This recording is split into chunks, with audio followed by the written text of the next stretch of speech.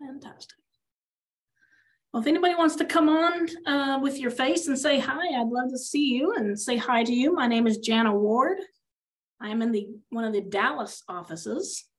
I am in Plano specifically, which Plano is a suburb of north of Dallas. So that's all fun. All right, some other people are joining in. Good, you got some drinks, you got some snacks. Hello. How's everybody doing? What's the weather like up wherever you are? I'm in Maryland and it is freezing cold. Gotcha. I just moved from San Diego, so I'm missing San Diego weather. Oh, yes, and that's a hard move to the cold area. Oh, yeah. Yes. I have a lot of family in Wisconsin, so I get it. But we don't go up there in the winter anymore. Oh. We try not to anyway. Right.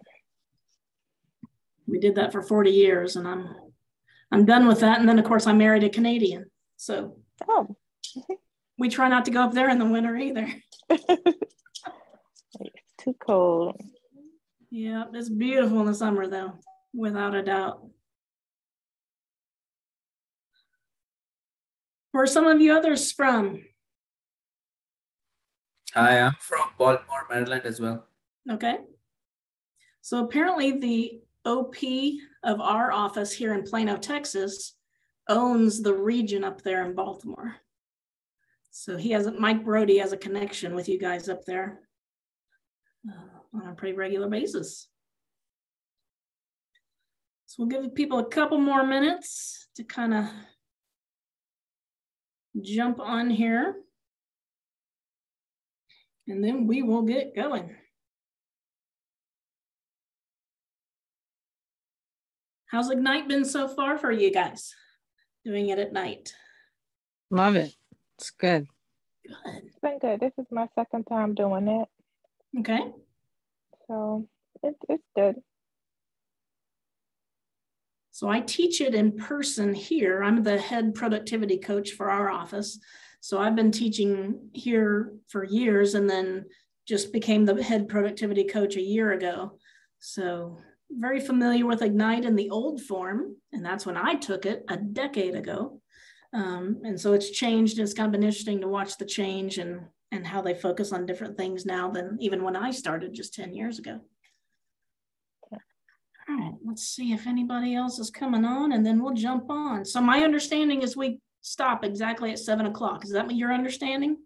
Well, 8 o'clock your time, 7 o'clock my time. Is that what we do? Yes.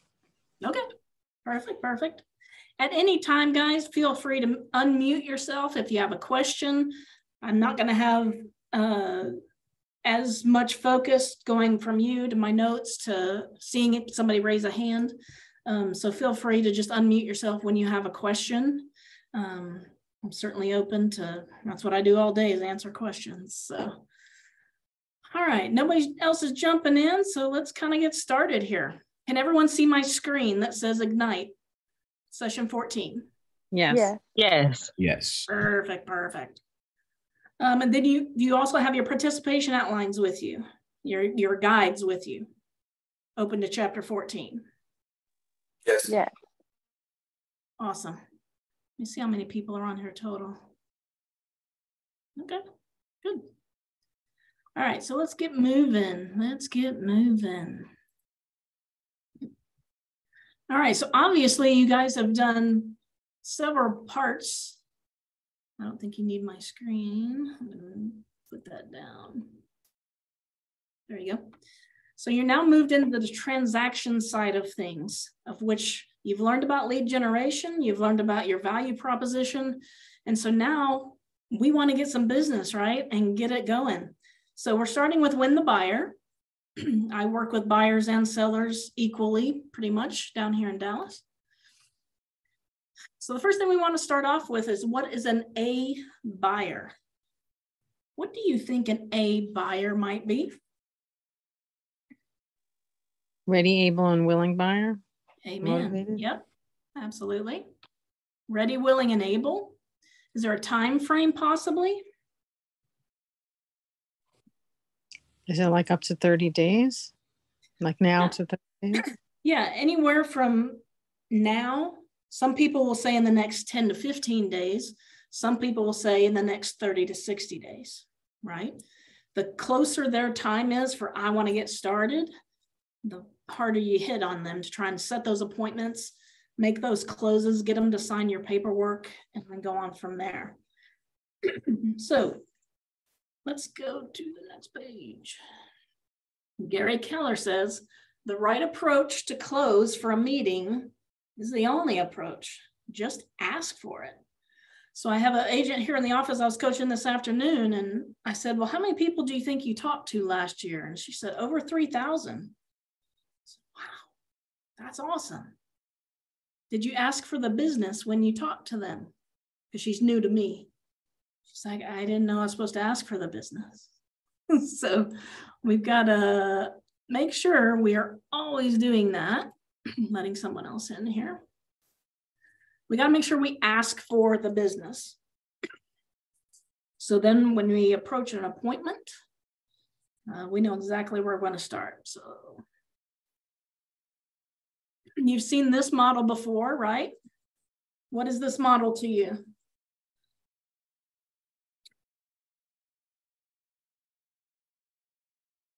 It's in the MREA book. Isn't that the lead gen model? It's the lead generation model, absolutely. So we're kind of at the top. We've captured this person enough, but now we got to really ask for the business for the sake of getting some money down the road with our closings, right? So you captured them, you got them in as a lead, you stayed in touch with them, and then now you're trying to convert them into a piece of business, right? Another person trying to jump in here. There we go. So let's go to the buyer wheel. Should be your next screen. There you go. The 7-step buyer service cycle. So obviously we need to make contacts so that we can get to leads, right? From leads, we go to appointments. And then we need to prepare for the buyer consultation. And that's some of what we're going to be talking about today. What is a buyer presentation and what all can it involve? And we want to do that ahead of time of our buyer consultation for the sake of, we got to be prepared for any questions. We got to be prepared for any objections. They may have a very unique purchase idea that they need to do. You know, down here in Texas, we have a lot of barn dominiums. Do you guys have any barn dominiums up there? People take an old barn and they totally deck it out and it becomes someone's home. And there's always lofts and of course, big man caves and things of that nature. So we call those barn dominiums. But anyway, when we get to the buyer consultation, we want to be prepared. That may include a comparative market analysis, right? You probably did an intake form of some level when you called to set the appointment.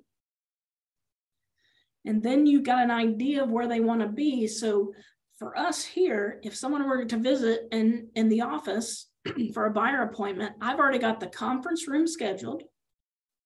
I have everything I need in front of me. And then I have up on our computer, we have a computer that goes up on a big TV. You guys probably have something similar. I then open what is our multiple listing service. And you all are going to have your own services as well. I already have an idea of what they're looking for because I got that in the intake form. So I might already be open to that city or that price point, something of that nature in order to be ready for that appointment. I may even read over the buyer presentation multiple times.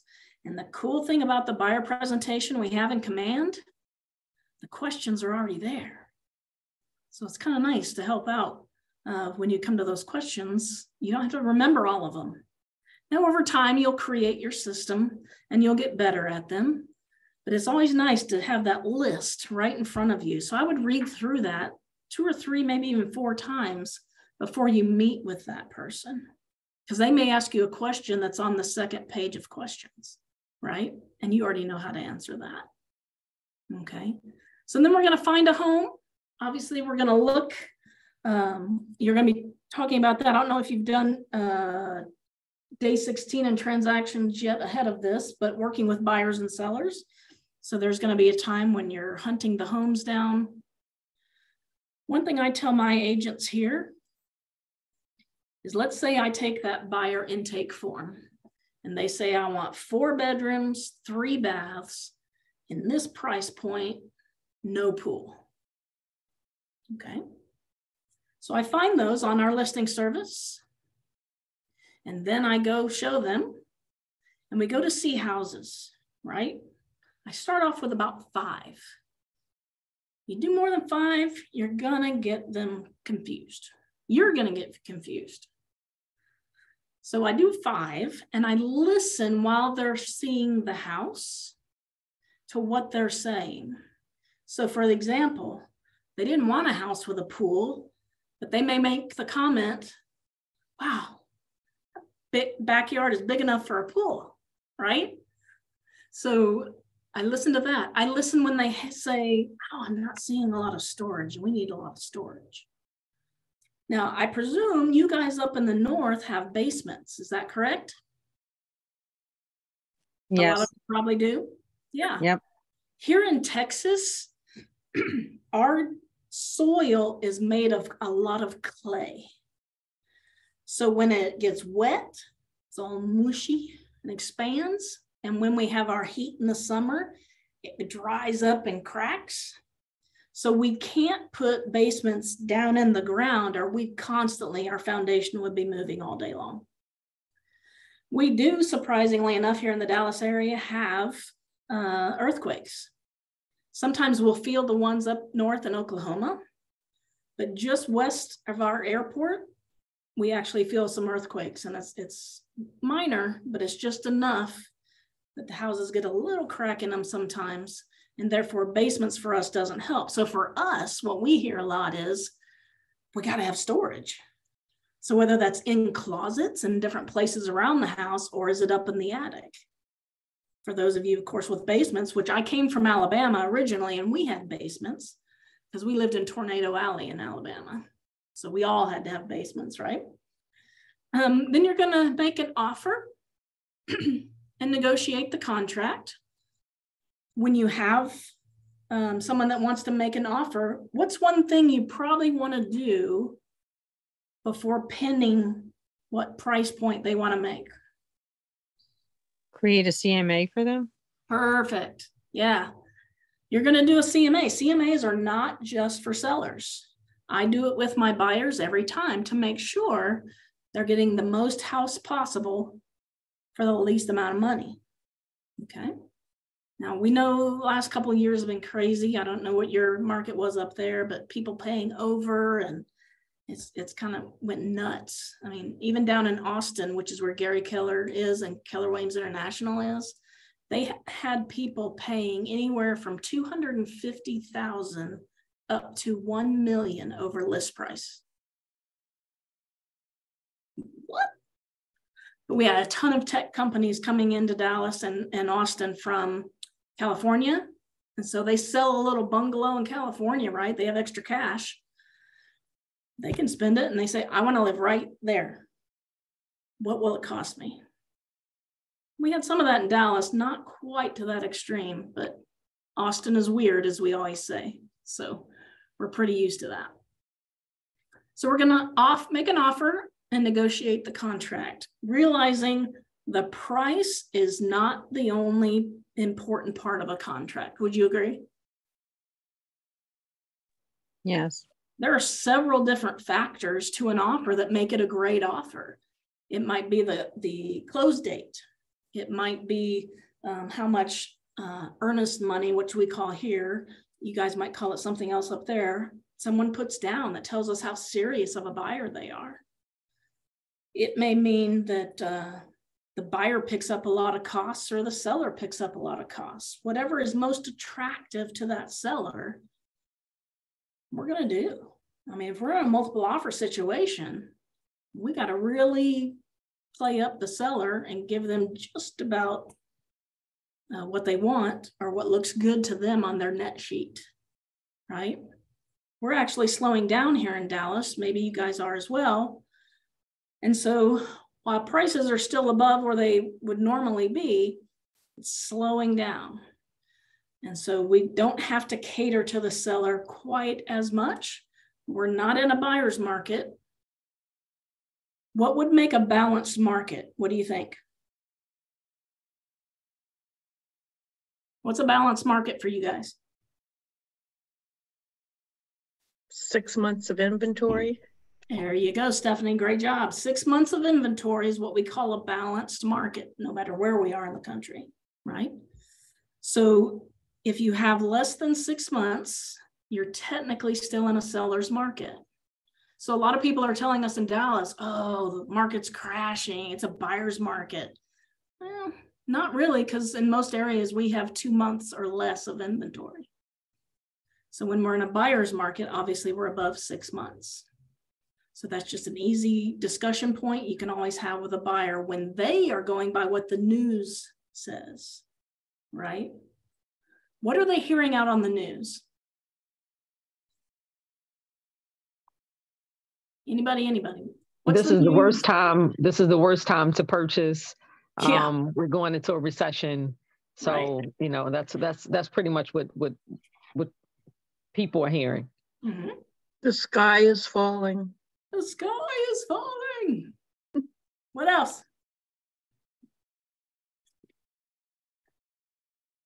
What are interest rates doing? Interest rates are going to go up, so they will rather wait for the interest rates to come down. Mm-hmm. So we kind of have a phrase down here that we say, date the rate and marry the house. You ever heard that? Date the rate and marry the house. Yes. We can always refinance. And at least from the National Association of Realtors, the economist there, Lawrence, says we are never likely to go back down to the 2s or the low 3%. More than likely, we're going to average out in the 4s, okay? Which is abundantly low for when my father moved us from Alabama to Texas in 1981. Yes, I was born then. I was alive. He assumed a veteran's loan of 18%, and he was thrilled. 18%, Dad? Oh my gosh. Luckily, IBM moved us out here, so they paid for a few things. For that, we were very, very thankful, or he was very thankful. All right, then we get to contract close. Stay in touch with your buyer. Let them know what's happening. There can be a lot of confusing things. I try to make sure I tell my buyers, look, right now, you and I don't need to do anything else, but you need to be talking with your lender and make sure you are fulfilling every request they have, and understand at the last minute, they'll ask for one more piece of paper and they'll ask for one more piece. Just deliver it. Don't fight it. Right before my husband and I bought our first house together, the day before closing, the lender calls and says, hey, we need to make sure that the accountant who did your taxes for the last 7 years is real. I said, well, it's the exact same signature on 7 sets of tax reports. And right now she's in Africa. She's on safari looking at elephants and giraffes. How am I supposed to possibly get a hold of her? Well, I sent her an email and she just happened to be looking at it. So she sent a letter saying, I can guarantee I'm the one who signed those. But I was about fit to be tied and I wasn't in real estate yet. And I came from a field of sports medicine where I worked with athletes at all sorts of different levels. So once I got into real estate, I'm like, oh, that's what's happening, right? So then your post-closing systems, obviously, you don't just stop your relationship with them at the end, right?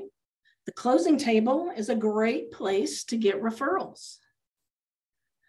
How did I serve you in this transaction? Now, some of them go awry, and I don't ask those people. They're mad to begin with. But when we've had a really good transaction and a really good closing, that's a great time to ask for referrals. They're excited. They're getting the keys to the house. They can't wait to move in. So that's a good time to get referrals.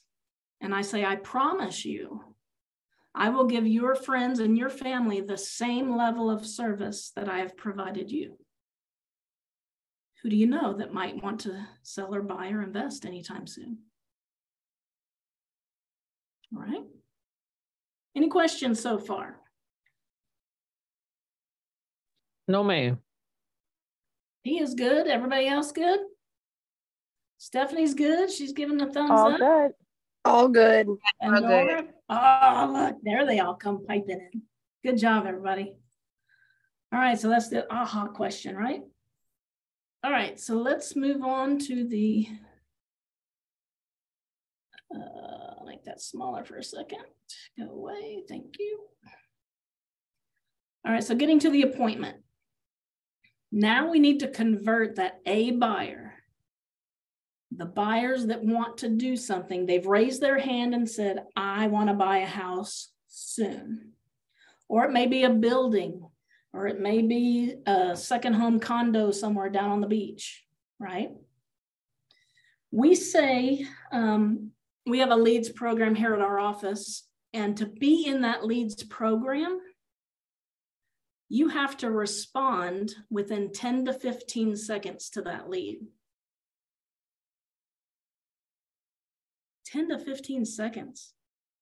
Because the statistics of acquiring them now as a piece of business goes up substantially in that 10 to 15 seconds and then drops off substantially after 5 minutes. I don't do the research. I trust Gary Keller and those guys in Austin to do it, but that's pretty amazing. Do you guys get to your leads that quick? Or have you had any leads yet? Not I yet. had I'm some, but just not that starting quick. out. Say that one more time. There were 2 people on. Yes, I said I don't have any leads yet since I'm just starting out here in Okay. Annapolis. So Oh. not yet. Nice. My cousin got married at the chapel at in Annapolis on the Navy base, or at the academy. Okay, nice. Mm-hmm. Very cool. All right, so then we need to get valid and complete contact information. Save it into command and create an opportunity. Have you all been hearing about the 201 plus system for KW? Is everyone hearing 201 plus? No, ma'am. You mean Yes. the like contact? Some are, some aren't. Okay. So someone who knows about it, tell me what the 201 part is. How many contacts you should have in your database? Okay. Somebody else tell me what makes a contact for your database. Somebody you've talked to? Could be somebody you talk to. What data information do we need? And this anybody can answer. What data information do we need from that individual to consider them a full contact? Email or phone number? You need name, email, and phone number. There's one more. Address. Address. Absolutely. When you have all of those things, so name, email, phone number, and address, that is now what we are saying qualifies to be in the 201 contacts. But then there's that plus that's after it. What is the plus part? What have you heard?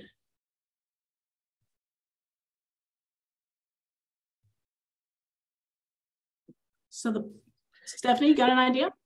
It takes 201 plus contacts to earn over $100,000.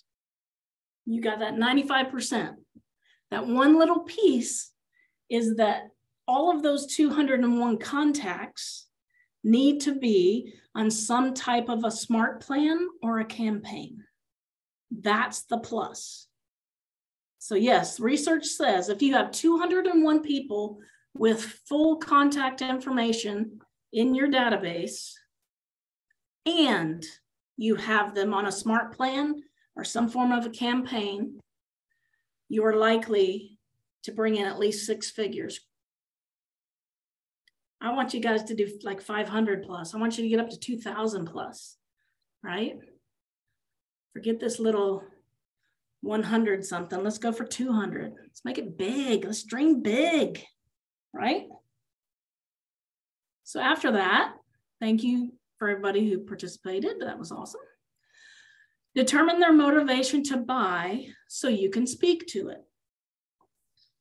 So again, back to the 4 bedrooms, 3 baths, and don't give me a pool, right? Remember that? That's what they want. That's what their need is for the structure itself. But what is the actual motivation?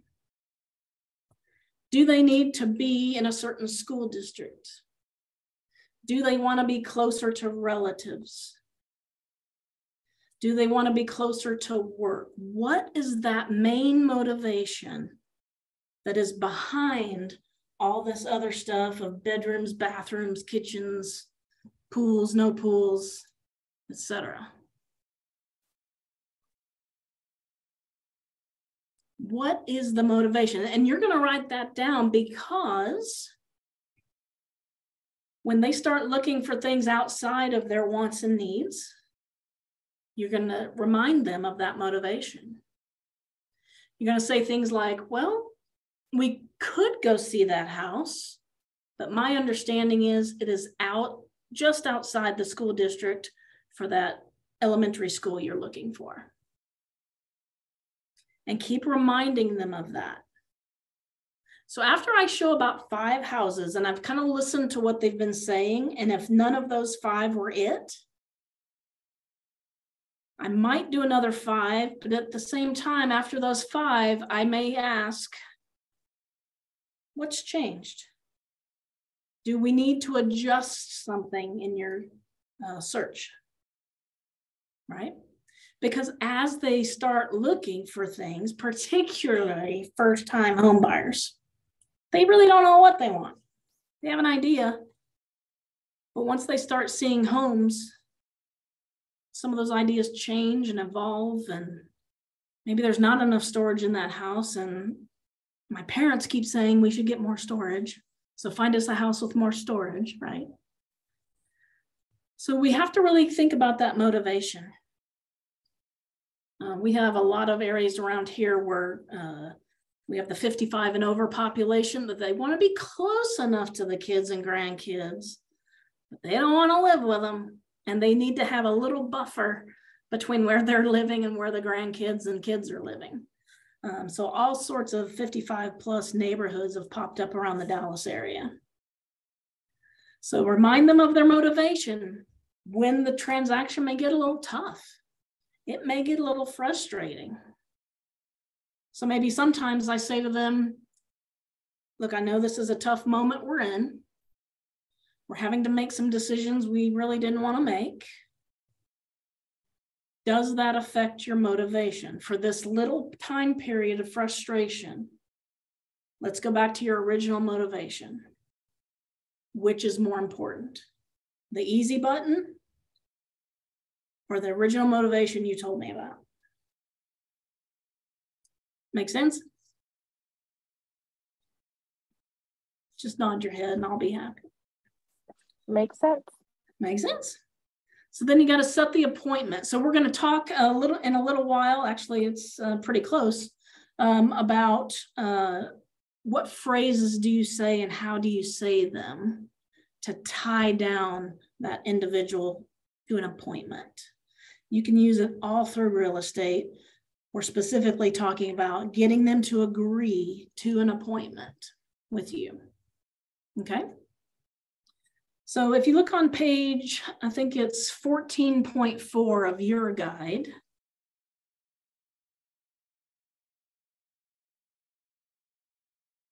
Page 14.4 of your student guide, you're going to see the 7 close to appointment tactics.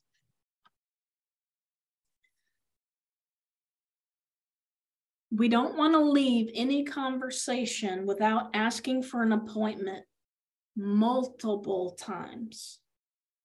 It's pretty easy when we're first getting started and we might be a little nervous that we ask somebody, you know, let's have an appointment, let's get together and do the paperwork. And they go, not really ready for that. And then a lot of agents walk away.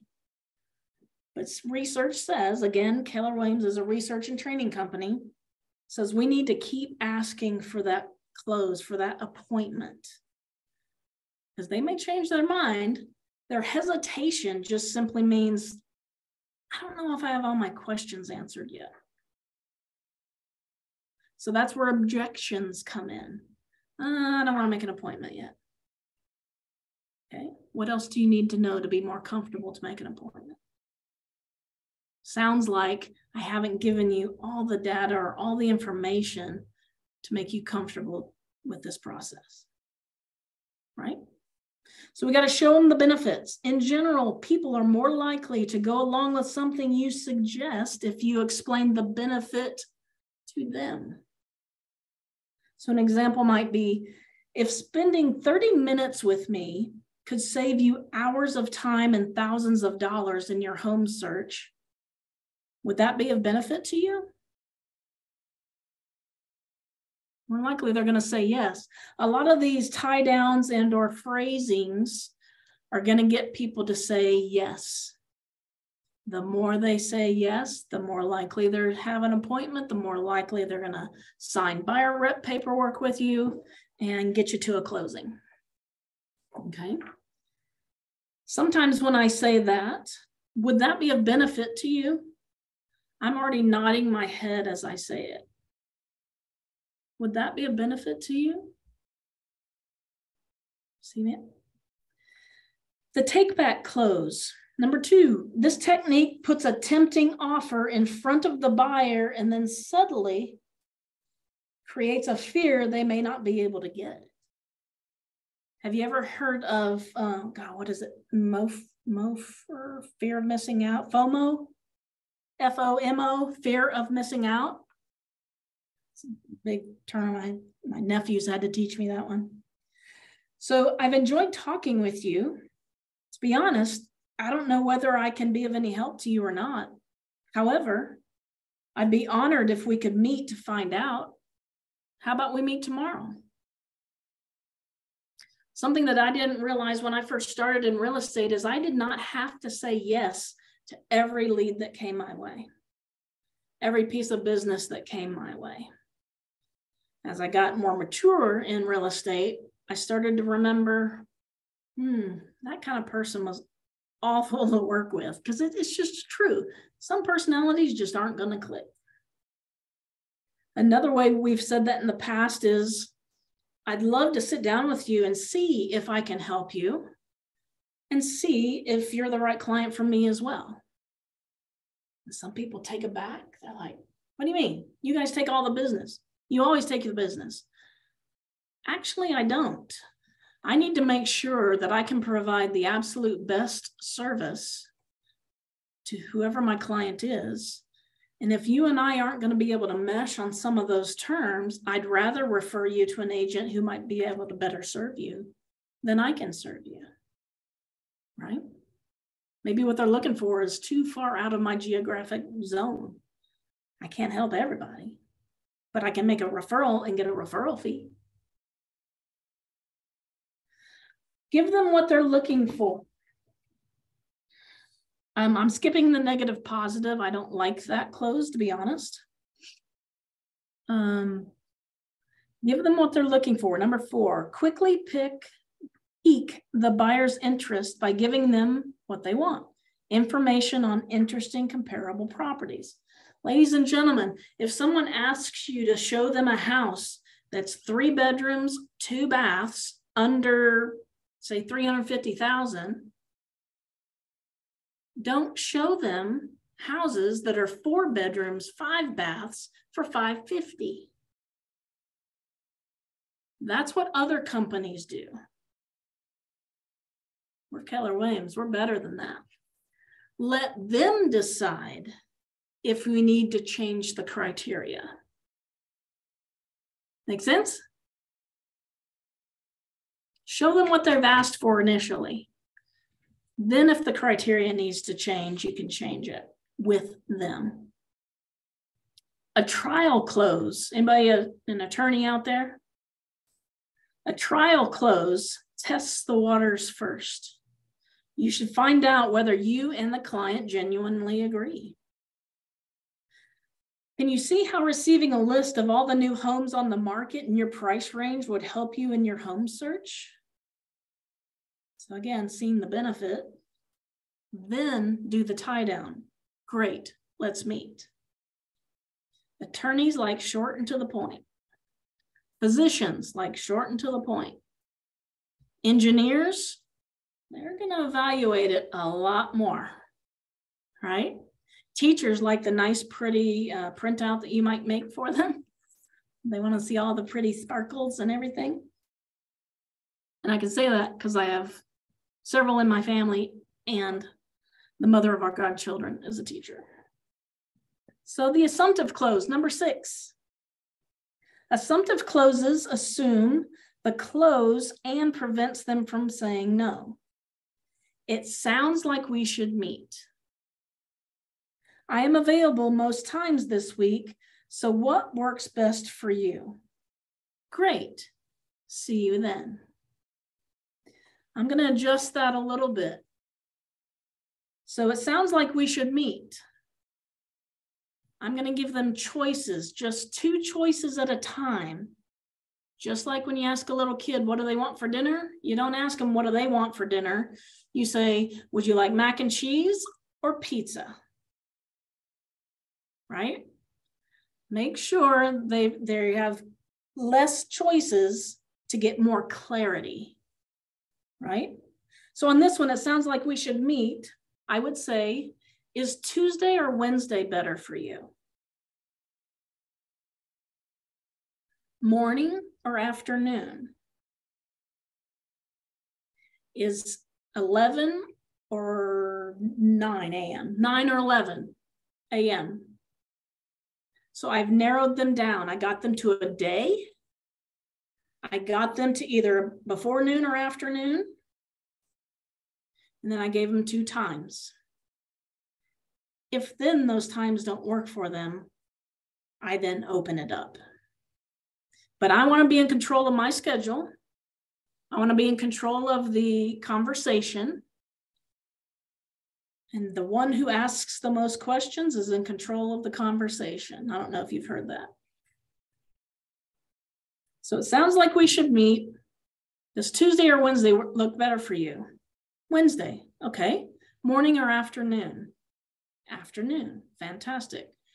3 or 5, which is better for you?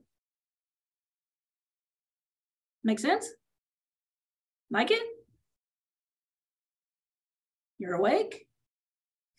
Yes, ma'am. Everything's great. Yes, yes, yes, yes. Oh, thank you. That feeds my soul. Thank you so much. We then have these things called tie downs. So number 7, tie downs are phrases that ask for confirmation. So again, remember I said we're trying to get them to yes.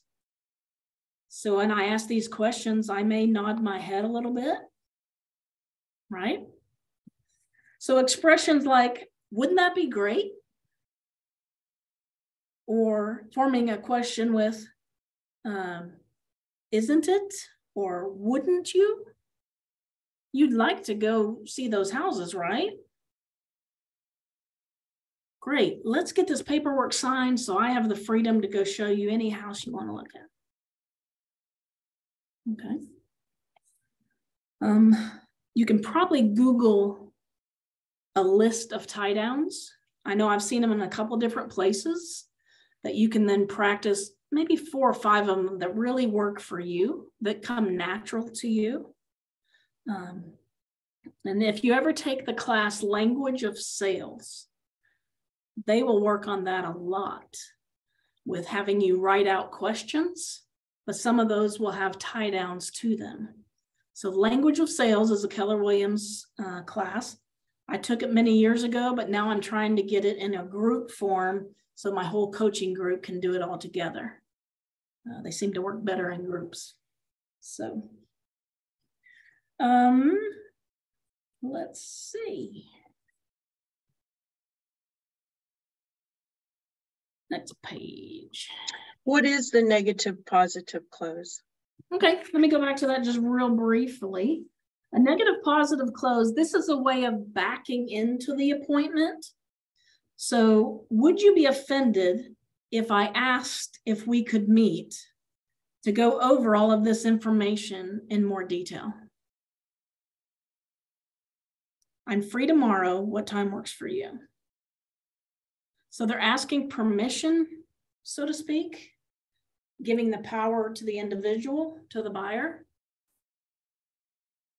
And I don't like to use the word, would you be offended? I personally just don't like that word because it makes them think, should I be offended? Did she just offend me? So I'm like, that's just not a word for me that I would use. I simply would say something like, would it be okay if we met to discuss this further? And I'm nodding my head yes, as you can see. Great. How about coffee? Tomorrow at 8? Tomorrow at 9? Fantastic. I will see you at 8 o'clock and we'll discuss these details further. Now, if you think of any questions during the evening, make sure to write those down and bring those with you tomorrow. Good? That answers some, I'll give you an idea of what that is. The negative positive close.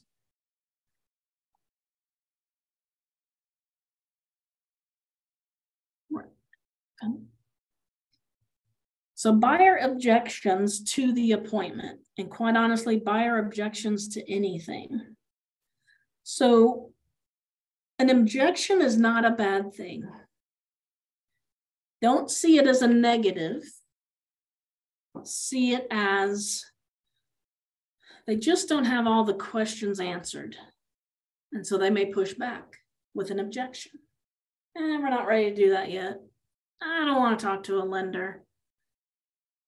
See what I'm saying?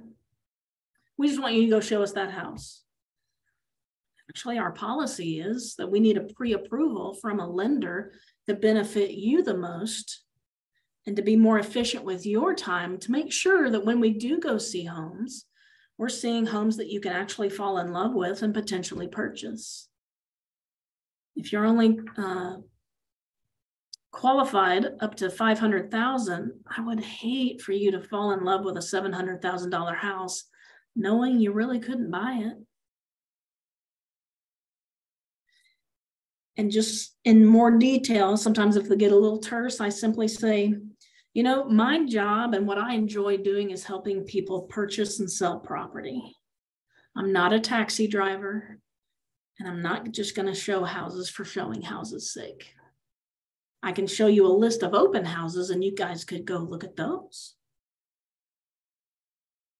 So when a buyer objects to meeting with you, what are your first thoughts? Who likes rejection? Nobody does. Exactly. But that's the internal fear we have when they tend to object. Okay. I don't know why my grid isn't opening so I can see all your faces, but there you are. Nobody likes rejection. And so that is some of our objections when we want to go, or when we are told we need to go make lead generation a priority for 3 hours a day. We need to make sure that we're keeping up with our contacts and we're putting them on smart plans and staying in contact with them on a very regular basis. We need to take the time to lead generate because quite honestly, if there are no leads, you have no business. So we have our own internal objections. Like, I think I'm going to go reinvent the wheel. Because surely billionaire Gary Keller doesn't have a clue what he's doing, right? Yeah, he does. Yeah, he does. He's researched it all. I already told you all that. So they still have questions. So our job is then to ask questions, right? Ask more questions. Mr. Buyer, if there were a question I could ask you that would make you feel more comfortable with sitting down with me and let's go deeper into this appointment or make appointments, What would that question be? Well, you haven't told me anything about financing. You haven't told me anything about how much money I got to put down.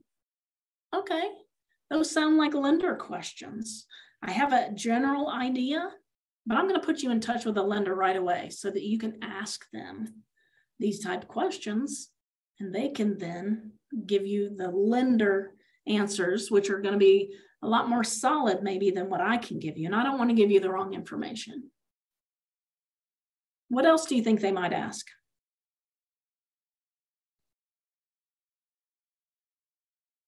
What else might they object to?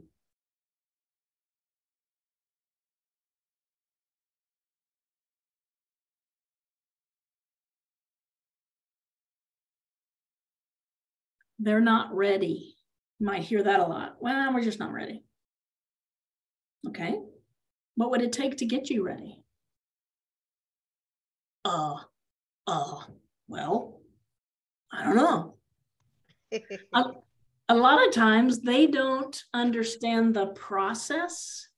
And that's one of the handouts I sent to you guys to show you what I write out for all of my clients. And then I got smart and said, quit writing this, Jana, just have it made into a map. So we'll go over that in a bit. I do love that map. Oh, thank you very much. Thank you. So they have limiting beliefs, and believe it or not, objections are good, and you need to see it that way. No means not yet. And you're going to have to go through a lot of not yets. I promise, a lot of not yets to get the person that says, me, help me, do this for me, right? An example of a not yet. My own life insurance guy, Jim Clark.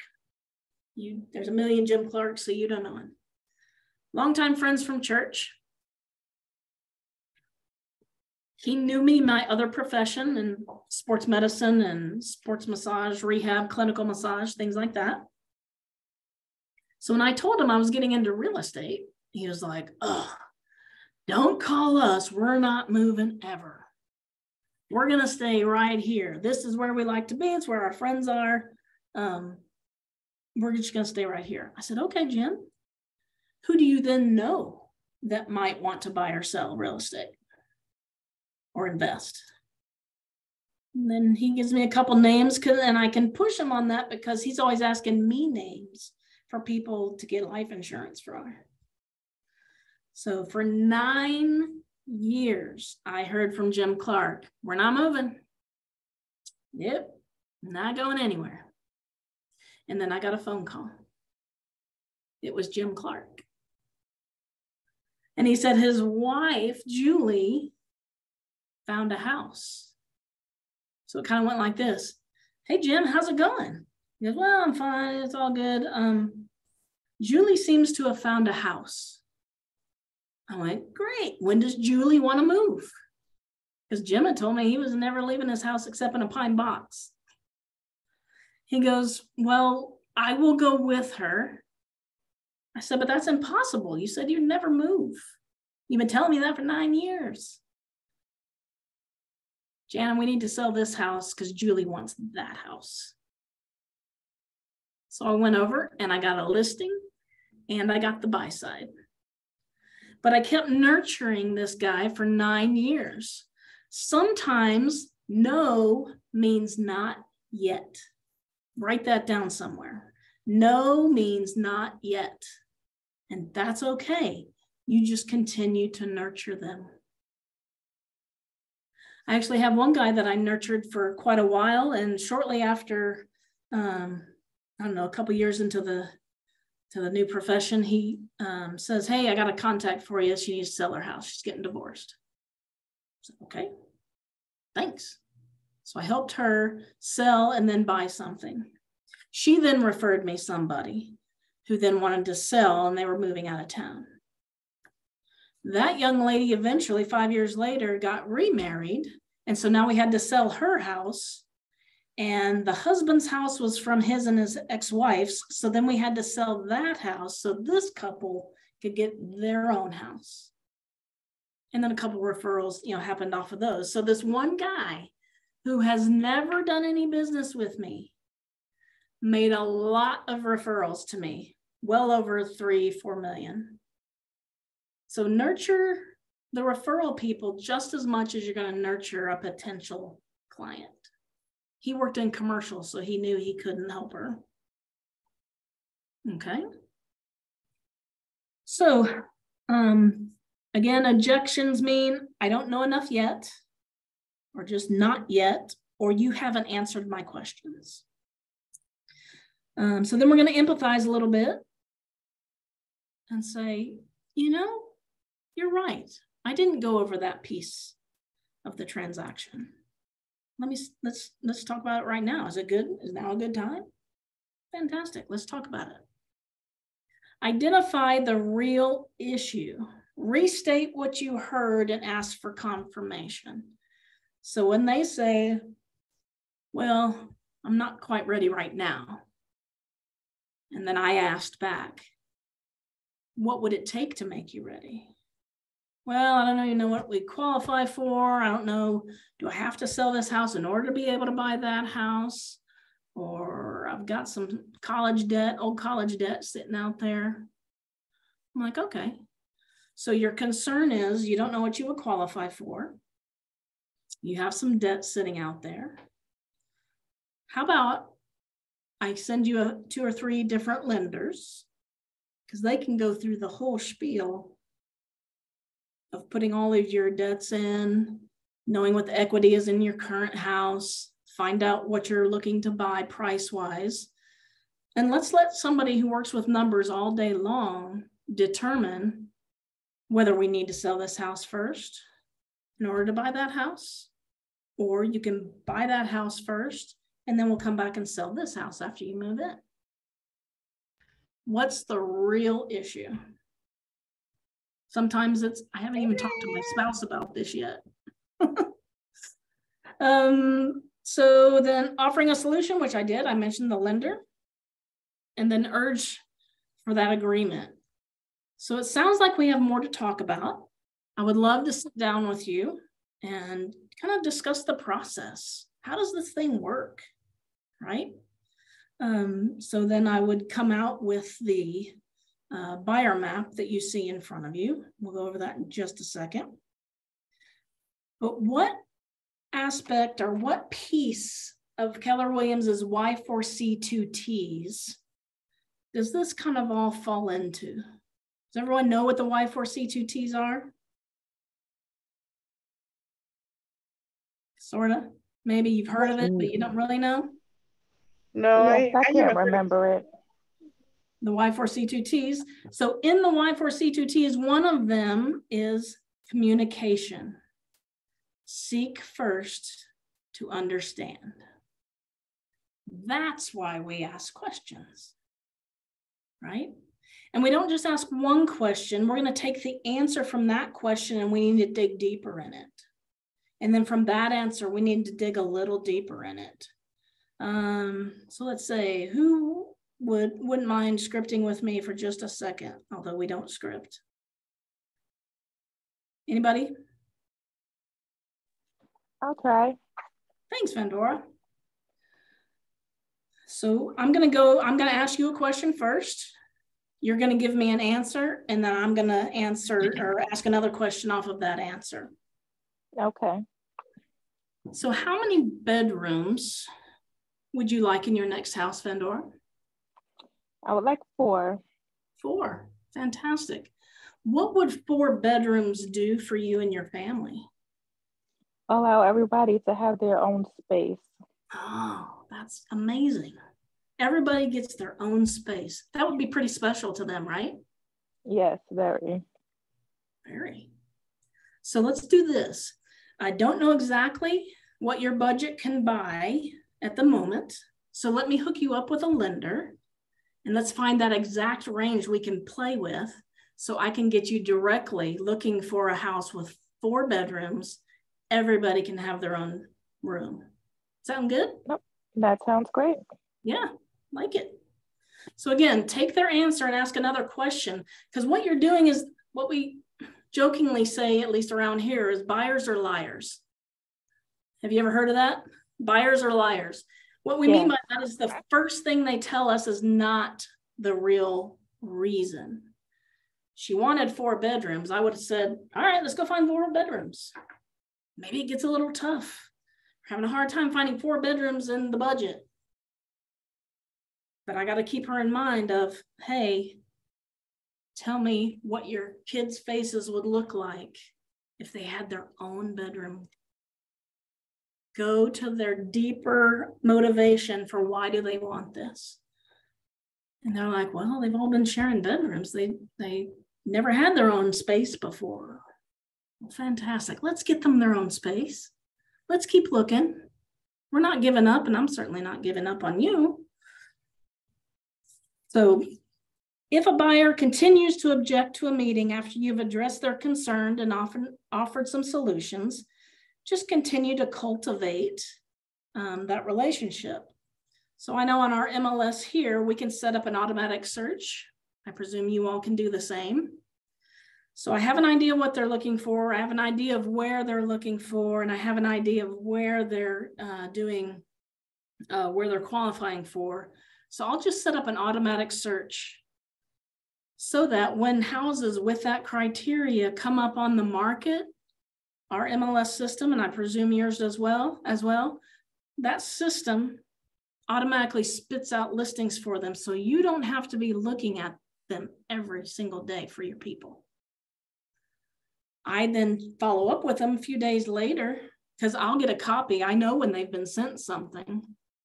So I'll see what they've looked at. There's a little heart button by it. I can then text them, call them, email them, and say, hey, I saw you put a heart by 3 different homes. Tell me more about that. And they say, oh, we just love that area. We love the walking trails and the trees and the birds. That would be an amazing place. I go, well, let's go look at it, right? So you heard about my Jim Clark and the 9 years, et cetera, et cetera. Keep practicing these objections. There's a whole list of them at the back of your manual. You may look at Jeff Glover's information. Jeff Glover is a primo agent now up in Detroit. And so he has some free conversations you can look at. The back of your participation guide has some conversations you can look at. Practice with each other. It will not happen the first time. It will not go smooth the first time because then they'll give you an objection and you're like, okay, hold on. I got to think about that. What do I say? Right? So you do have to practice some of this stuff over time.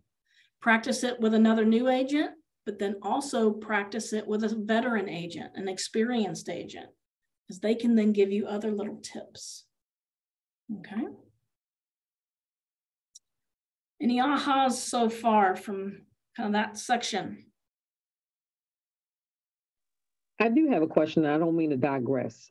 No, but when you said, well, you asked, well, let me send you over, let me send you my lender's information. Do you recommend that? Or you recommend that the buyer already have, whatever bank or financial institution that they deal with. So therefore it doesn't look as if that we are just sending, because I don't ever want the buyer to think that I'm getting any kind of kickback or anything from someone that I've referred to them. You are spot on with that. So number one, I never say, let me send you to my lender. My first step is, do you know any lenders? Do you already have a lender that you're speaking to? And if not, by rule, we can give 2 to 3 recommendations.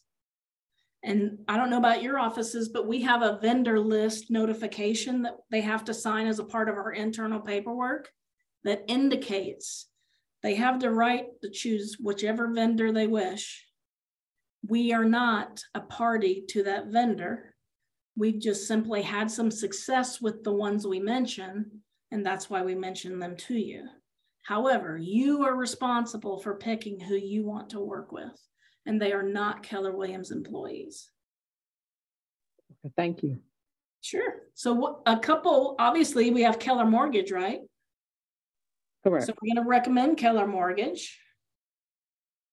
They need to talk to a lender at Keller Mortgage to see, is that person and what Keller Mortgage is offering at that time helpful to them. But I'm also going to give them other lenders, but they are not my lenders. They are not your lenders. Here are some lenders people in our office have had some success with. It is your due diligence, Mr. Buyer, to pick who you feel is best for you and your family. Now, is there some bias there? Yeah, sometimes. But we still have to do the right thing because that's what we do at KW. Give them multiples and then tell them it's up to you to do your due diligence. Anything else? What if you have buyers that might say to you, well, I've been looking for houses online. I've seen several that I want to go take a look at. What might your response be? Are you I would currently ask working them- with an agent? And one, are you working with an agent? Sure. Vandora? I was going to say the same thing. Okay. Very Yeah. important. Are you working with an agent? The second question of that is, what do you think? It Are you relates to the pre-approved? agent. Have you signed the Have buyer's you- agreement? There you go. Who said that? Raymond? Yep. Spot on. Have you signed an agreement with that agent? I was doing an open house, training some of our newer agents this weekend on one of my listings. And a lot of people said, oh yeah, we have an agent. I said, great. Can we have their name and number? Do you remember what their name was? I don't really remember what their name is. It's when we say buyers are liars. So then my next question is, by chance, do you have a written agreement with that agent? You would know if you have signed some paperwork, either online or in person with that agent. No, we haven't signed anything, right? Fantastic. Now I can jump in, right? So have you signed anything? Somebody else said something else right before we talked about that. Do you have an agent? Have you signed anything? And somebody said a third thing. Pre-approval. Pre-approval. There you go. By chance, have you already spoken to a lender and gotten a pre-approval just to have an idea of what you could qualify for so we know where to start our search? Yeah, pre-approval. I don't put anybody either in my car or on my appointment schedule to go show homes unless they have a pre-approval that is sent to me by the lender. Just don't. I can't. I'm not a taxi driver and I'm not a door opener. I help people buy, sell, or invest in real estate.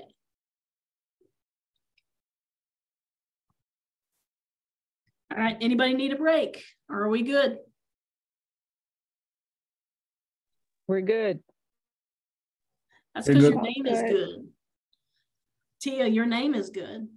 Thank you. therefore we're good. All right. Can we get a little break? If you need a break, let's go for it. Let's think about 4 or 5 minutes. So come back. My watch says 6:05. What does yours say? 7:05. 7:05. Come back in 5. We can take a break. Go for it.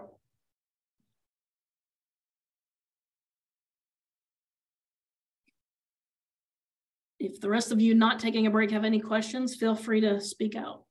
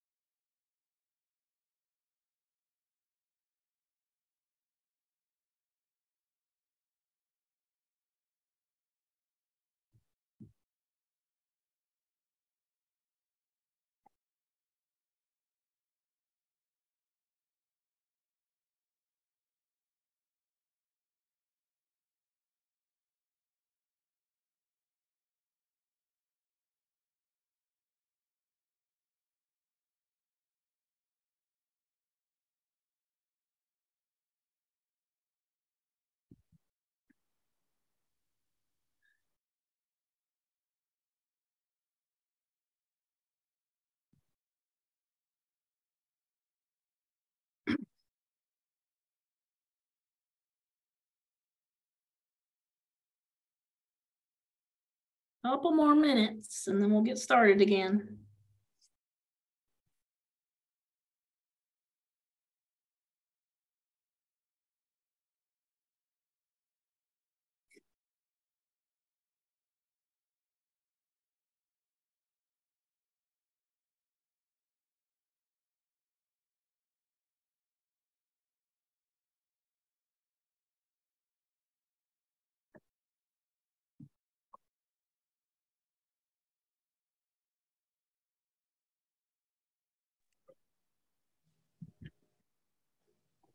Hi, is it possible for me to switch over? I just want to join on my phone instead of my iPad. Yep, I'm letting you in right now. Okay, thanks. Sure.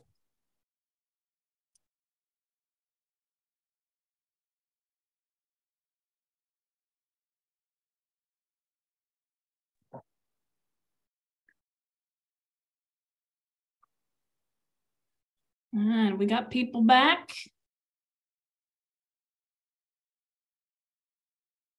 Christopher's still gone. Roy's still gone. There's Yvonne.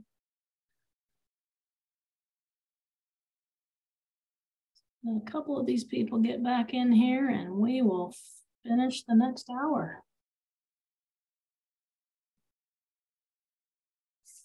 We doing good so far? Am I presenting well? Is everybody understanding everything I'm presenting? Yes, ma'am. Fantastic.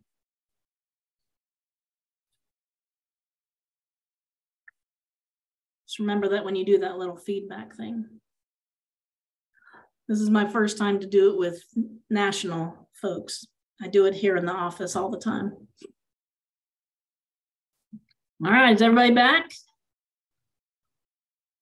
If you're not back, raise your hand. Yes. Oh, there's Christopher.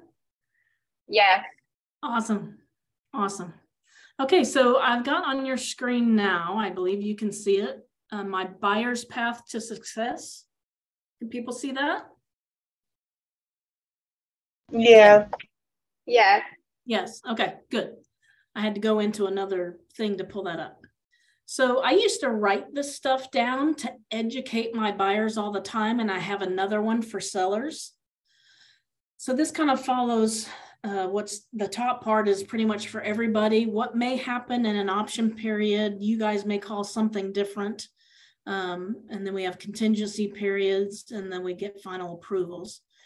But I kept writing this out, like making a map at my buyer's appointments. And I finally said, Jana, smarter, not harder. Quit drawing this. So I sent it to a designer. I said, can you please just turn this into a map? And she did a fabulous job. So this also helps. And you may make one for what's right for your area. But what I like about this is I didn't have to memorize the path, right? I had a tool sitting right in front of me. So as I explained it to them, I could just read the next box and just read the next box and read the next box. So they will see that selecting a lender is number one, right? Pre-approval is necessary. Now we can have that buyer appointment and get to their criteria. Now we can look online to see what they want to select or go view. Again, I'm not going to view 15, 20 properties all at once. I'm going to say, show me your top 5 and let's go see those first. Then if we need to add a second 5, let's go see those second. And remember, if I haven't found the house for them between 5 and 10, we need to reset some of the criteria, right? Something may have changed. I had one client who inherited a bunch of money from, I don't know, some relative, right? And so we were looking at $300,000 houses, and then she inherited $1 million. Thank you. She didn't give much to me. But she inherited $1 million. She said, can we go a little bigger? I said, honey, it's your money. I'll be glad to spend it however you want me to spend it. So viewing properties and then selecting properties, and then we write the offer. We negotiate any terms back and forth. And then the offer is completely accepted, where both parties on both sides agree to all the terms.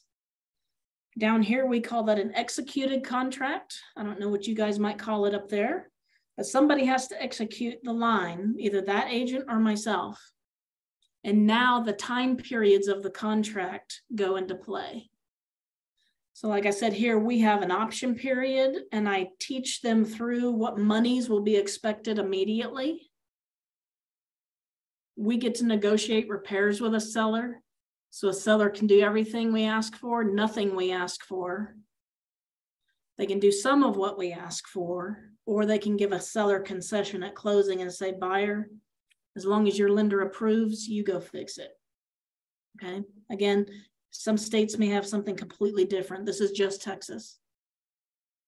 Then we move into the contingency period, Mr. Buyer. What happens here is your job is to fulfill any lender requests, no matter how ridiculous they are. Your job is just to do that. Your lender is going to send an appraiser out to the property to tell us if it's actually worth what we're offering. If it appraises, we move forward to a closing. If it doesn't appraise, it's time to renegotiate the price. Okay. It may be that the appraiser says, nope, that roof's had enough damage, it has to be replaced in order for us to give out the loan. So it's not just price, it's property approval. Okay. And then we get the final okay from a lender, who then gets all their documents to a title company. We then go to the title company after a final walkthrough. So if some repairs were scheduled, we make sure they got done.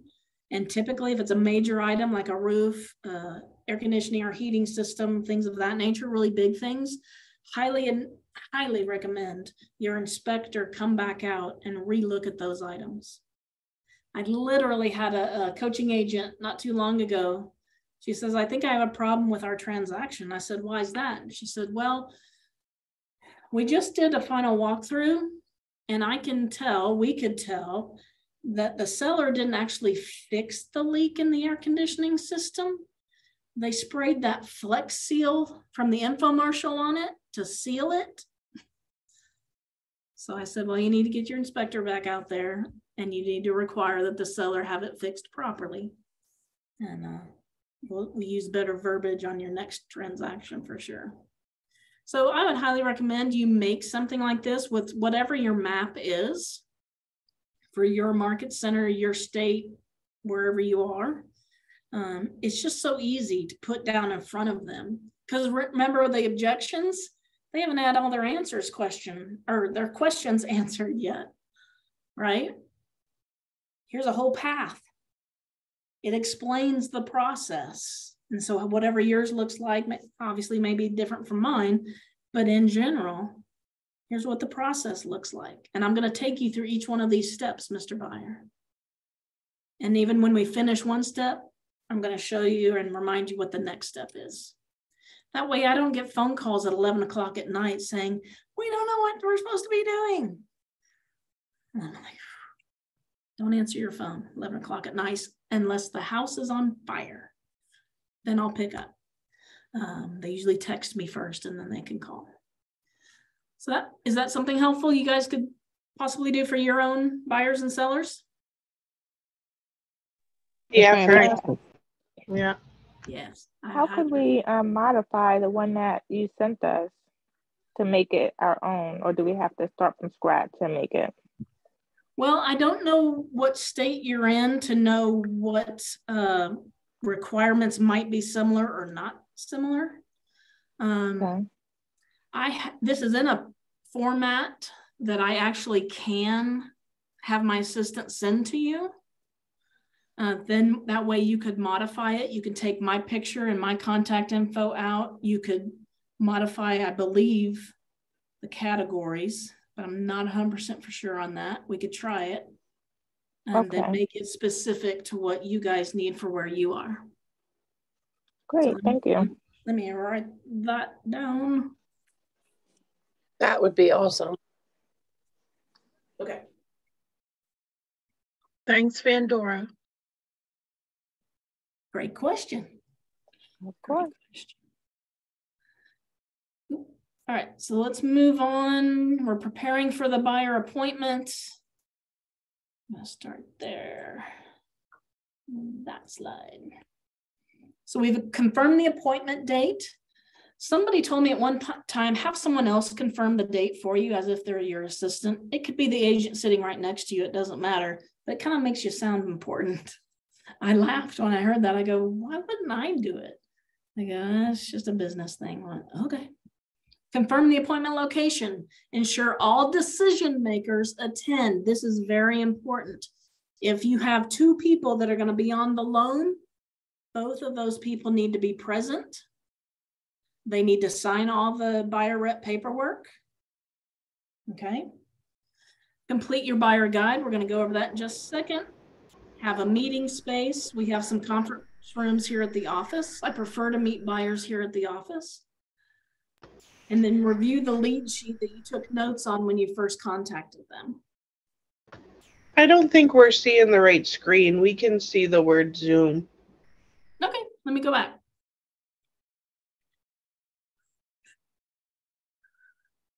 Says I'm doing it. Thank you so much for bringing that to my attention.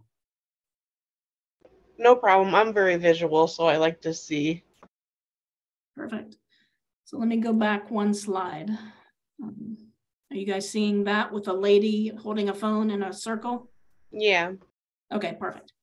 So again, Thank you. confirm. Yeah, my pleasure. Thanks for letting me know. So confirm the appointment date, confirm the appointment location, ensure all the decision makers are there, complete your buyer guide, which we're going to go over in just a second, and prepare the meeting space. Obviously show up a little early, have water for them or something else, and then review your lead sheet.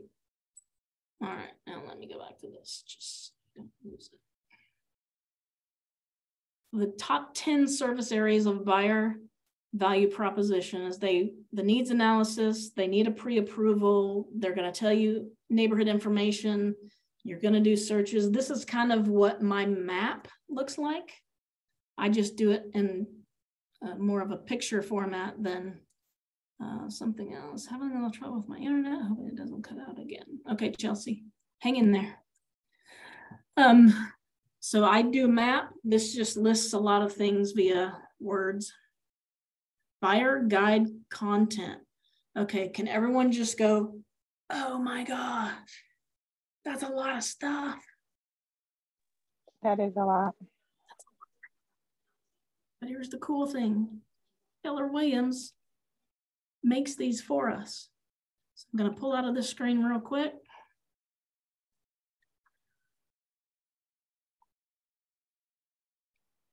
Nope, not that one. That one. Okay, let me do the share again. Make sure, yep, I think we're on the right one. Everyone see your guide to home ownership? Everyone can see that? Yes. Yeah. Yes. Perfect, thank you. So in command, remember those applets that once you're in command, all those little picture things on the side there? One of them is for designs.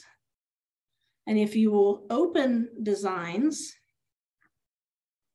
you then see some things that are already made for us in general.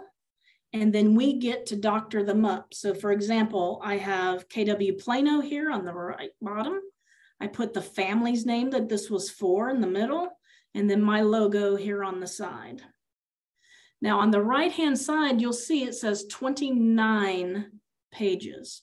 You do not, I repeat, do not have to use all 29 pages, okay?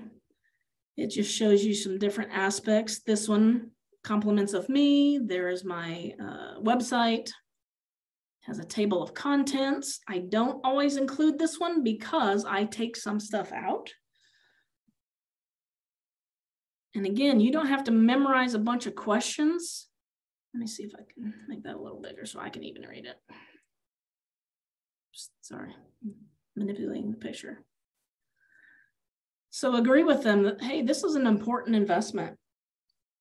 What I try to do, although sometimes I don't have time to do, is I create this I change the family name on it, and I work very hard to get somebody, if I can't do it, to deliver this to a buyer before we meet.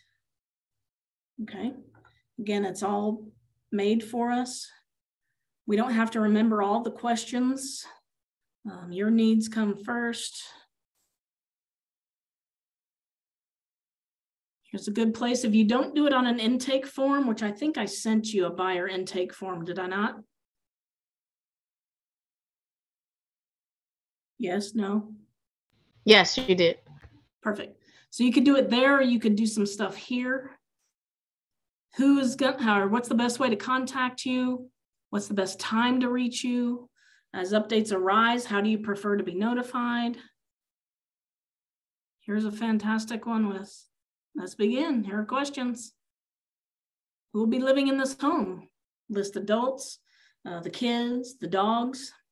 Sometimes a closing gift I do, I'm a huge dog lover, so a closing gift I do for people with animals is I make a new tag for that animal with the new address on the back, in case the dog gets out or cat gets out while they're moving.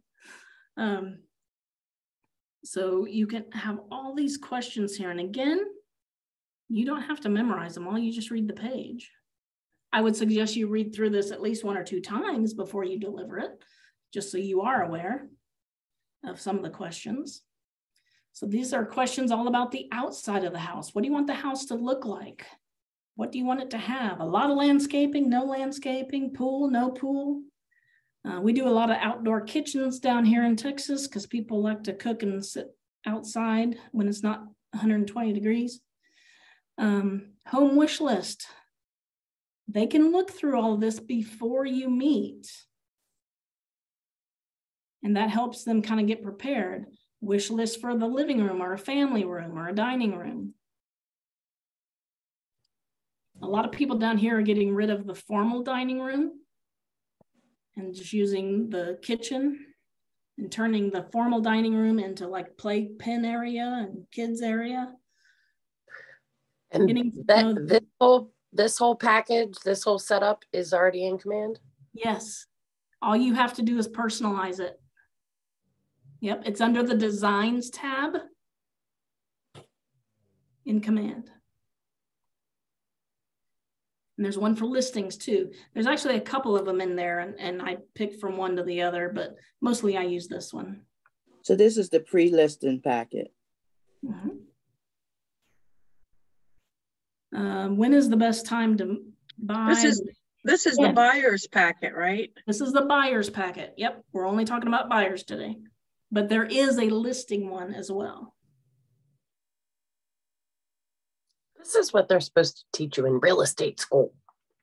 You know, I so desperately want to go to the schools and restructure their classes, but all they're in it for is the money, get you in, get you out, pass the test, move on. This is our job, I guess, for coaching. That's why you joined a training and education company who happens to be in real estate. Right? Yes. We say that all day long. So anyway, a lot of these questions are already in here. What to bring to closing, what to do at closing. What are your closings like up there? Here up in the Northeast, you guys have attorneys at your closings. Is that true? No, I work for an attorney and we don't go to the closings. Okay. Is anybody from New York? Nope. I don't believe that they go to I guess I don't know. What I've heard, and I can't verify, but what I've heard is I believe in New York, New Jersey, the buyer sits across the table from the seller and they have their attorney and that person has their attorney and they sign all the documents. No, not in New York State, maybe in New York City. Okay. Yeah, everybody does it different somewhere. And I just heard that a long time ago and I was curious if it still happens that way. I know in Virginia, when I bought a house there was an attorney present. There was an attorney present in Virginia. Yes. Okay. Good. Yeah, we here don't have attorneys present. And here in Dallas, we do not have the buyer and the seller in the same room at once. Too many people have guns here in Texas. And so if they're not happy with each other, we try to keep them separated. If it's a divorcing couple, we keep them separated. So it's at the title company, they have a closer who does all the paperwork and has them sign everything, explains everything. I go for moral support, but I also look at the closing disclosure to make sure somebody hasn't messed up somebody's numbers. Okay, here's our Y4C2Ts. If people want to know what we're made of here at Keller Williams, they can see it right there.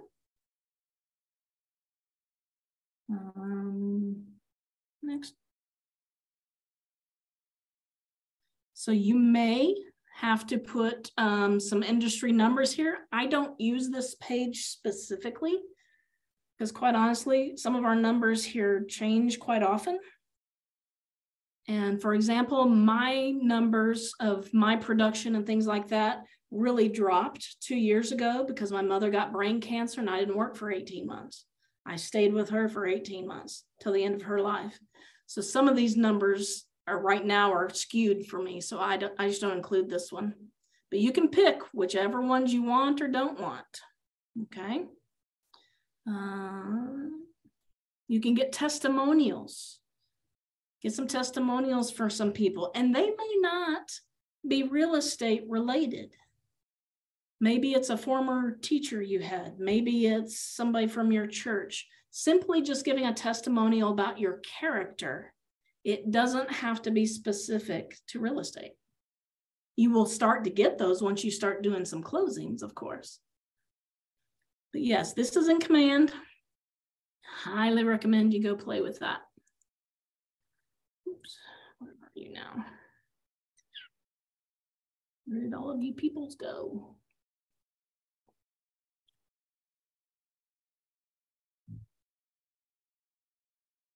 There we are.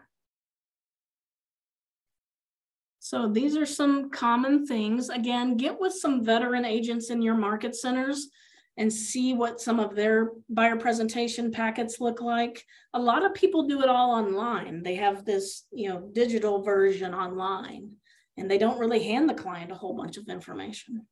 They just show them pictures as they do their screenings. I'm a little old school. I'm actually older than I look. Thank you.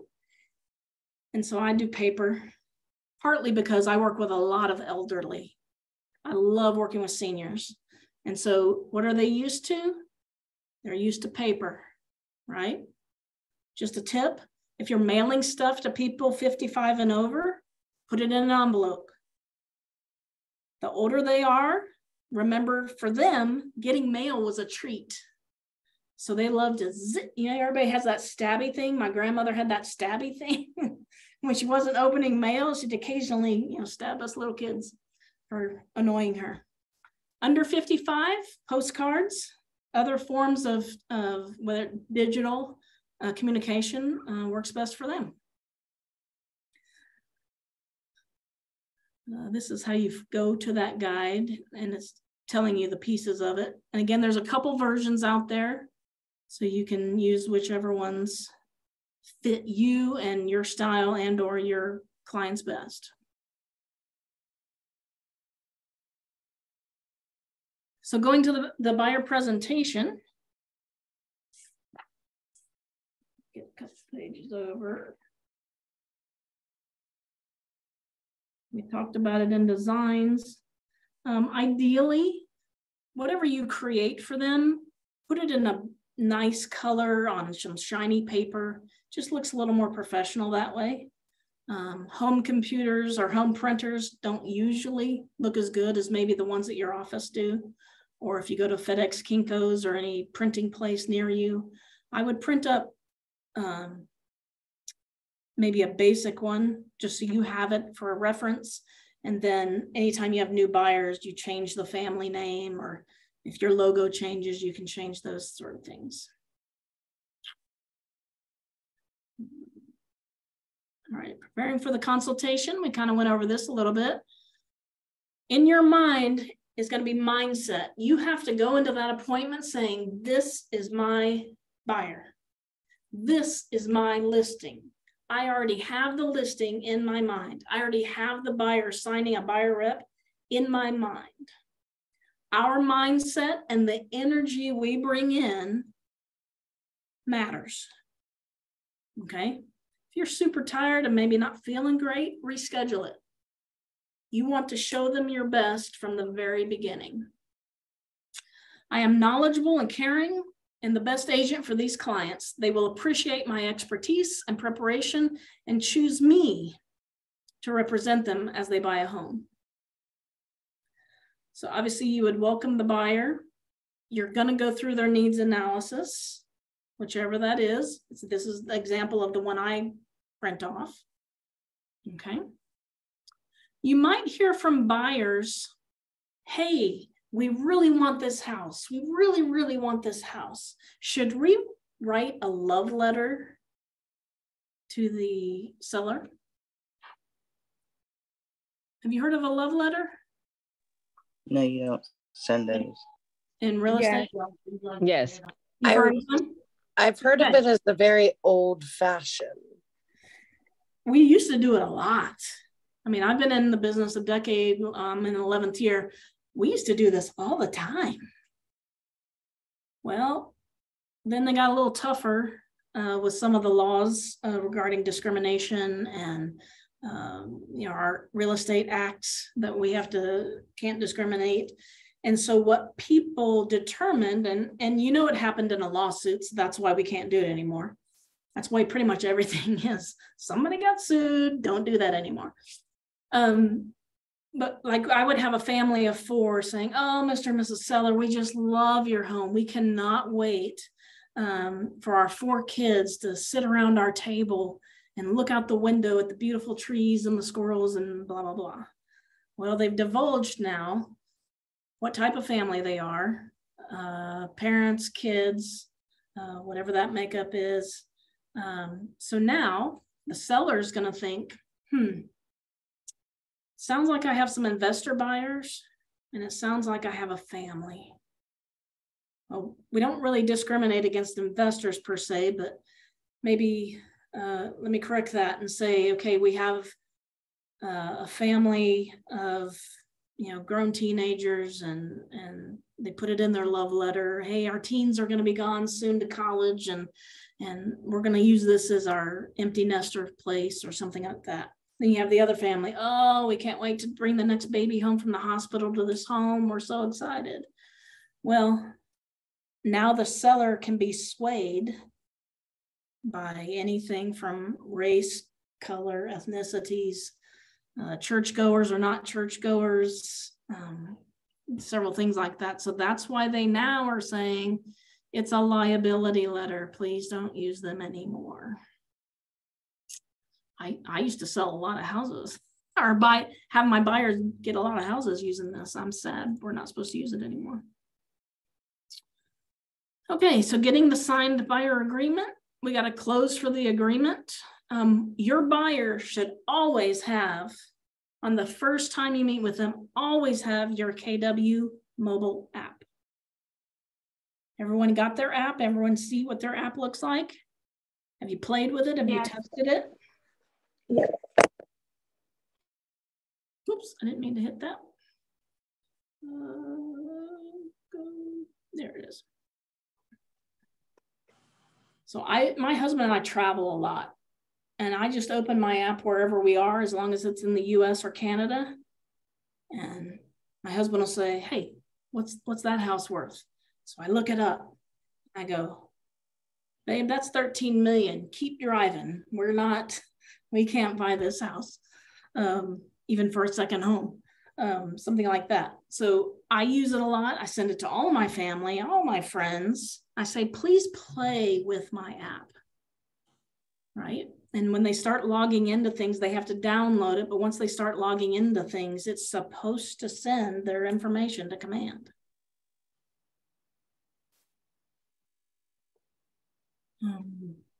All right, as we're kind of getting closer to the end,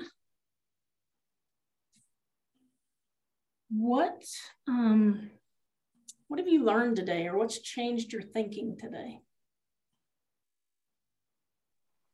That buyer presentations don't have to be long. and we can just get them right from command and make it simple. Mm-hmm. Absolutely. What else?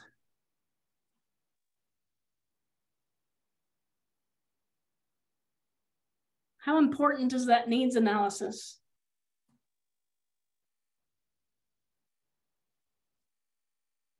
Hello? Very. It's very important. Yeah. Yeah. And why is that? What does the needs analysis help you do? Find the right property for your buyer. Yeah, to be much more efficient, right? Understand their motivation. Say that again. To understand the buyer's motivation. Understanding their motivation. Great. That's right on. What I sometimes tell people is, I know I'm asking you a lot of questions up front, but I'd rather ask you a lot of questions up front and just show you the right, 5 homes or 10 homes max, rather than not ask you a lot of questions up front and start showing you 20 and 30 and 40 or 50 houses, which number one, I don't do. So I don't want to show you the wrong homes. I want to show you everything that's as close as possible to your dream home. So that intake form, yes, it's a lot of questions. Man, it makes everything easier going forward. And then you can always relate back to it, maybe in your intake and or on the buyer presentation where those questions are, where they filled in some answers. I'm going to say, okay, well, you said you didn't want a 2-story. And remind me why you didn't want a 2-story? Exactly. Your knees are shot. You don't want to go up and down the stairs all day long. I'm similar. I got a bad knee. I don't want to go up and down stairs all day long. So let's make sure, because I know in different areas of the country, master or primary bedrooms are upstairs. Down here, mostly in Texas, most people want them on the first floor so that when the kids grow up and leave, they never have to go upstairs much ever again. They can stay down. So asking a lot of questions up front, and you may say, oh, hey, dog. Sorry, dog. No, I'm fine. I'm fine. I'm a huge dog lover. I'm muting. I love that. So anyway, we want to be more efficient. We want to save the buyer time, and we want to respect our own time, right? I could be at home with my family if I show somebody just 4 or 5 houses real quick and one of them's it, right? Listen to your buyers as they walk around houses. What should you be looking for as you walk around a house with a buyer?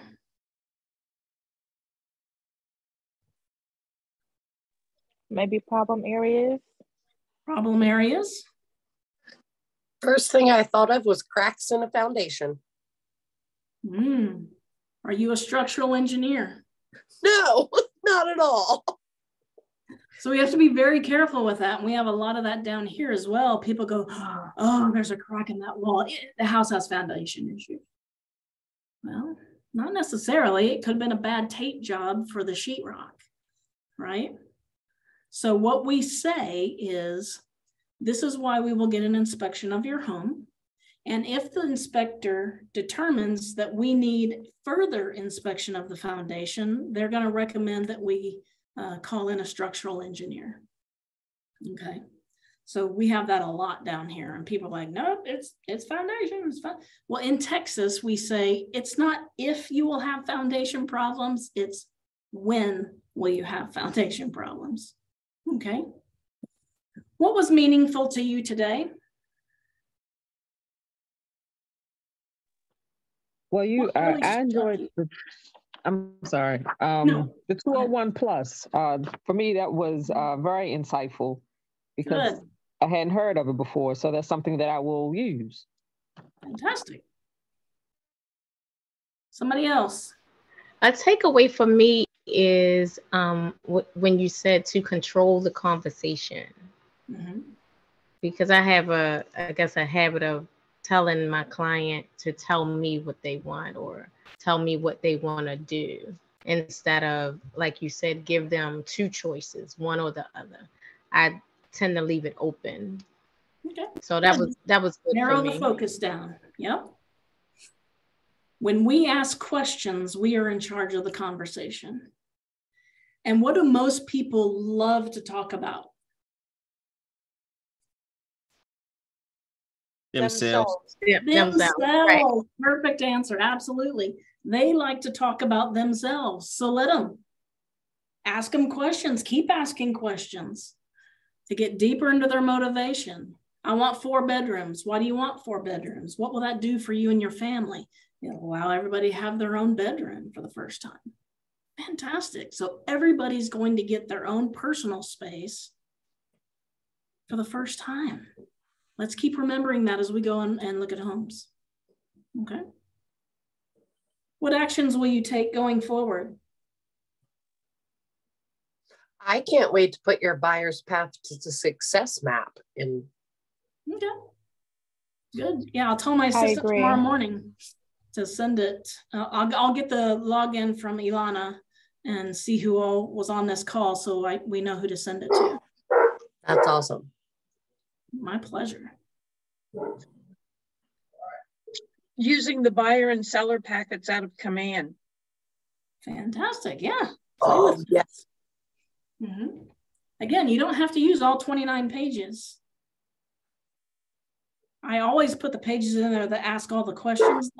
If I'm delivering that early, I want them to be thinking of those questions. Again, it shortens our appointment and gets clear and more efficient on what we're doing. All right, what tools, models, or systems will you use going forward that maybe you didn't know about? Obviously, the buyer map, possibly. I need to go into Command and play more in the designs. Play in designs. Okay. What else? Those are our 2 obvious ones. Share the app. Share your mobile app. Fantastic. Do you know how many times I have sent that app to the same friends over and over and over again? And they just keep going, yeah, I got it. And nobody touches it.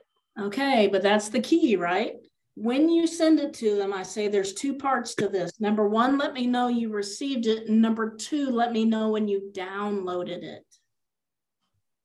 They have to download it. It just doesn't pop up on their phone. They have to download it. I've had a lot of people do that as well.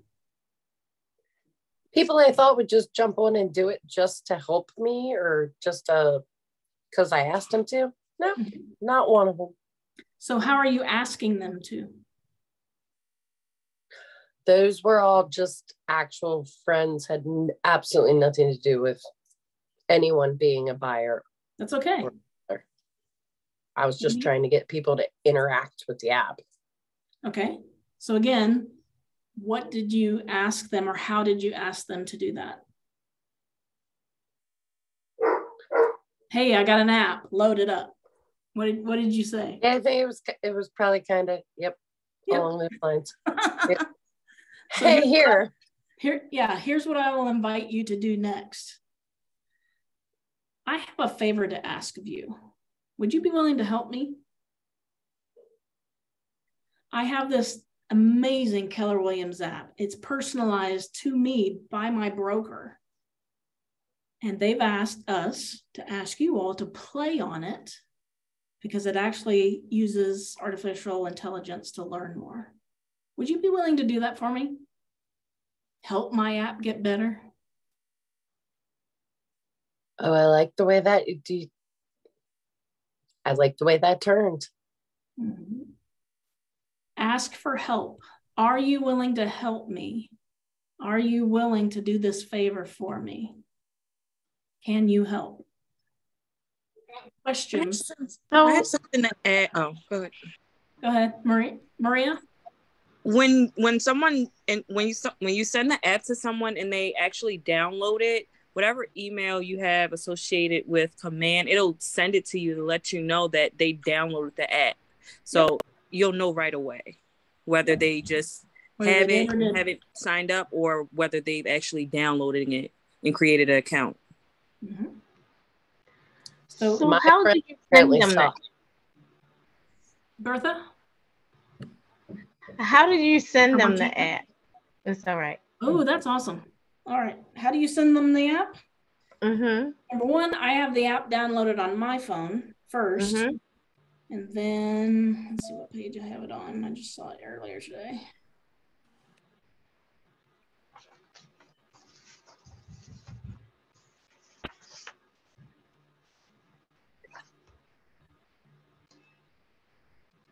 I add so much stuff to my phone, all my icons move everywhere. Mm-hmm. That's not, oh, here it is. For some reason, it's under travel. All right, so the white icon is your app. So open it up. On the bottom left, it says more. Okay. So go to the more button. And then you're going to have to scroll a little bit. And then it will say share the KW app. Got it. Yeah.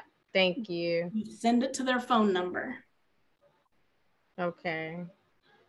So for your lead generation time, you can talk to a whole bunch of people on, you know, text or otherwise, and say, I'd like you to help me with something. I need a favor, however you want to say it. I'm going to send you a link to my mobile app that Keller Williams made just for me. And if you would do me the favor of downloading that, I would greatly appreciate that. Would you be willing to do that for me? Okay. Thank you. Yeah. So how about if you haven't shared your app with a bunch of people, make that your lead generation time. Yes. Thank you. Right? That's an easy one.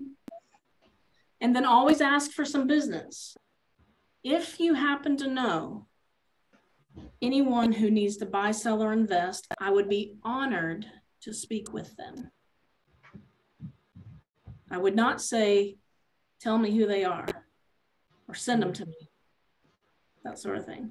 I would be honored to speak with them. So when you do that, when you give somebody my contact information, please let me know and give me their contact information. You can hand out business cards all day long. You can use that link card and give your thing all day long. But if you don't have their contact information, how can you possibly follow up?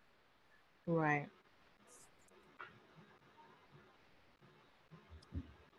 All right, so here's your daily success system. 10 conversations, 10 contacts added. Remind me, what makes a full contact? Who makes the full contact? Name, email, phone number, address. There you go. Love it. Name, email, phone number, and address. When you have their home address, you then want to put them on a neighborhood nurture. It can either be bi-monthly or monthly. When you put them in command, when you hit that neighborhood, command automatically finds it. And when you put them on that neighborhood nurture, it will send them the activity in their neighborhood, and they can see what's being listed for sale, or, hey, that must have closed, it's not on there anymore. And people, you know, the more traffic you get in a neighborhood, the more people start talking about selling. Just a little extra tip. All right, your handwritten notes and your social media engagements. Any enrichments you have, it can depend on what maybe your market center has offered you. Get to those appointments, get to those agreements, get to those closings. Okay. Obviously, please follow the do not call list, or there's even a do not text now. I engage every conversation in the spirit of contribution, and people are happy to be in relationship with me. You have to be the first one to believe that. So when you do your lead generation, stand up. There's more energy when you stand. I'm standing right now and have been pretty much all day. That's just the way my days run. But when you stand up, you have more energy. Smile before you talk to someone. You can hear the smile on the other end. So get yourself a little energy. Anything else I can answer for you? We're not doing role play. You have your lead generation. You're going to update your contacts. Make sure you've got those 4 components: name, phone number, email, address, and then put them on a smart plan. For sure, do the neighborhood nurture. Okay. Any other questions? Oh, this page, I like this page. So if you will write down answers.kw.com. Answers.kw.com. That will get you to answers for command stuff. It has several things actually you can choose from. So if you go in there first and see if you can find the answer, that will really save trouble of you worrying about something all night long until you get back to your market center, or overloading the same people with the exact same questions. There's so much information in there for help. Maybe call your regional tech trainer. Ask in your market center, hey, it's our regional tech trainer. I have some questions I just can't get answered or can't seem to find the answer to. And talk to other agents in the office. Maybe they're a little more proficient with command than you. And that's okay. Command is a big item. It takes a while to really get used to it. All right, ladies and gentlemen, I'm going to give you 6 minutes back to your life. I thank you so, so much for being here tonight. I had fun. I hope you had fun. I hope you learned something. Thank you very much. And your next session probably will be about winning the seller now. Okay. Okay. Thanks a lot. Thank you. Thank you. Thank you very much. Thank you. Have a good night. Have a nice evening. You too. Bye-bye.